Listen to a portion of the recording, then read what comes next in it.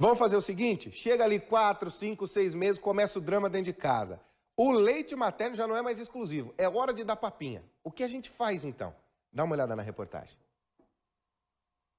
Eles são umas fofuras. E comem que eu vou te dizer um negócio, viu? Lá perto dos 6 meses de vida, tem a introdução alimentar das crianças, quando o leite deixa de ser a fonte exclusiva de comida. Quem é experiente nisso e faz esse trabalho com a criançada na escola garante. Rotina é tudo nessa hora. A gente vai introduzindo aos poucos, né? Na primeira semana só a fruta, na segunda semana a gente coloca uma fruta mais o almoço. Na terceira semana a gente coloca uma fruta de manhã, o almoço, mais uma frutinha à tarde. Só que tem uma coisa, a gente em casa oferece o alimento, principalmente os legumes, 1 ou 2 vezes apenas. É pouco, precisamos insistir mais. A gente tem que ofertar pelo menos 10 vezes. Só que nunca obrigar a criança ou fazer uma compensação. Come que eu te dou aquilo. Mas ofertar pelo menos 10 vezes o alimento, espaçando o tempo. Sempre que possível, o papazinho tem que ser o menos amassado possível. O processo de cocção já dos legumes, vegetais que a gente vai usar para fazer essa papinha, a gente já perde alguns nutrientes. Se eu liquidifico, eu perco mais ainda. Então, o ideal seria mesmo amassar, né? Vocês viram aqui que algumas crianças até pegam o brócolis e comem ali com a mãozinha mesmo. Eles têm que aprender a consistência, não só por uma questão de nutrientes, de a gente perder os nutrientes, mas eles têm que aprender. Teve a fase líquida do leite e que agora eles vão evoluindo. Tem que aprender a usar os dentinhos, a língua para engolir, isso é tudo muito importante. Na escola, um batalhão de gente ajuda. Em casa, fica tudo no colo dos pais. Às vezes, a criança é mais chatinha para aceitar alimentos diferentes. A Caroline teve sorte. Isso nunca foi problema para ela. Todos os tipos de alimentos que eu já tentei, ele aceita super fácil. Não tem como escapar. A gente já conversou com a Carol aqui sentada para ela dizer quais são os hábitos do Eduardo. 8 meses. Mas é aqui na cozinha o coração de qualquer casa. E é nessa hora que a gente vê de verdade que os hábitos alimentares, eles são construídos. Carol, tô vendo que você está preparando aqui, ó. Vou pegar a panela. Hoje é dia de brócolis na casa. A gente aprendeu na escola que as crianças chamam de arvorezinha. Fica mais fácil para elas.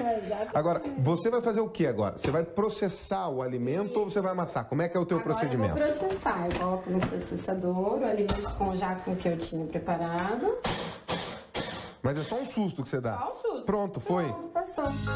Chega a hora mais gostosa. O Edu vem, é colocado na cadeirinha e já começa a comer como gente grande. Chega a pegar o brócolis e devorar. E só tem 8 meses, rapaz.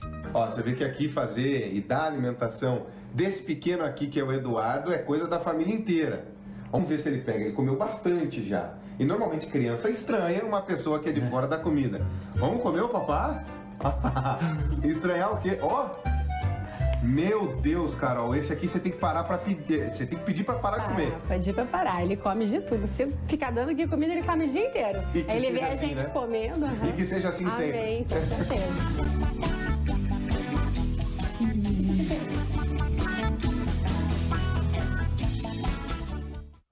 E não é a coisa mais gostosa do mundo dar comida para criança? A gente fica com fome junto. Eu não devia fazer isso, mas eu atacava de vez em quando a comidinha das crianças lá em casa.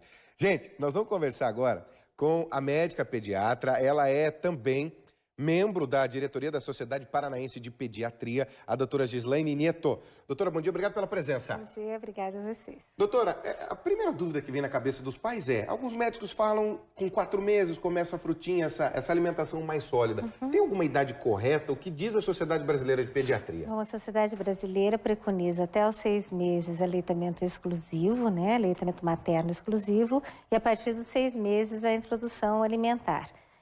Caso a caso é estudado, eventualmente com algumas mudanças, mas isso é o que a gente segue de regra. E como é que começa essa introdução alimentar? Primeiro é a frutinha, depois o legumezinho, como é que é esse processo? Não necessariamente, a gente já há algum tempo já preconiza que seja uma introdução já de toda a alimentação, Não tem assim mais a gente começar aos pouquinhos, algum tipo de alimento exclusivo. E então assim, deve ser uma papa principal na hora do almoço ou jantar, conforme o horário da família. Em geral, se começa na hora do almoço, que é o horário mais fácil da aceitação. Todo mundo ali, né? Todo mundo ali. E uma fruta. E depois do 7º mês, 8º mês, já a segunda papa principal, com mais alguma fruta. E aos pouquinhos vai se adaptando o cardápio dessa criança para chegar a 1 ano, perto de 1 ano, com um cardápio familiar adaptado. Evitando-se gorduras, frituras, doces, coisas salgadas, alimentos artificiais, que isso a gente não preconiza para criança. Doutora, esses alimentos, eles podem ser crus, alguns deles, como um tomatinho, ou todos têm que ser cozidos? Como é que deve ser essa preparação? Bom, a preparação a gente sempre tem que ter proteína numa alimentação, que são as carnes de gado, de frango, as vísceras, o ovo, que não já pode ser introduzido a partir dos 6 meses. A senhora fala de vísceras, peixe, um fígadozinho ali é bem bom. Fígado, né, bem cozido, bem cuidado nesse sentido. Os cereais ou os tubérculos, né? As hortaliças e as leguminosas. Então, a gente tem que ter um prato bem colorido, diverso, nessa alimentação, nessa apresentação. A parte que seja sem ser cozida, a gente tem que tomar muito cuidado com ser lavado com muito cuidado, deixar uma solução com hipoclorito, para a gente evitar qualquer tipo de contaminação. Mas, em geral, se começa com alimentos cozidos. Com alimentos cozidos fica mais fácil. Doutora, a dúvida que não quer calar. Amassado, processado, que nem a mamãe fez ali, só um sussurro.